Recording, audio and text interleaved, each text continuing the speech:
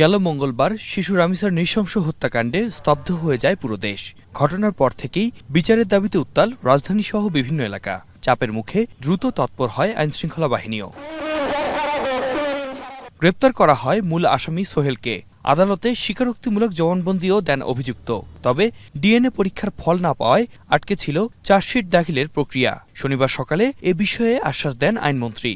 আমরা আশা করি তদন্ত যে গতিতে আগাচ্ছে, আমরা ঈদের আগে যদি চার্জশিটটা দিতে পারি, ঈদের পরপর আমরা বিচারিক প্রক্রিয়া শুরু করতে যা যা কর্মসূচি আছে সব কর্মসূচি গ্রহণ করে এই বিচারটাকে ত্বরান্বিত করার জন্য প্রসিকিউশনের পক্ষ থেকে প্রত্যাশা পূরণ করতে আমরা সক্ষম হব।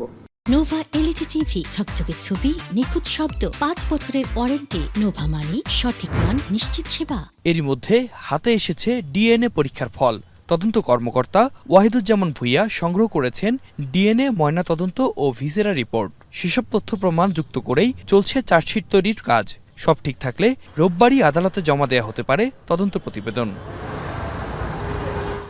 এদিকে 1 মাসের মধ্যে বিচার সম্পন্নের জন্য বিশেষ পাবলিক প্রসিকিউটর হিসেবে নিয়োগ দেওয়া হয়েছে আইনজীবী আজিজুর রহমান দুলুকে। ফলে দ্রুত বিচার নিশ্চিতে প্রস্তুত রাষ্ট্রপক্ষ, প্রস্তুত আদালতও।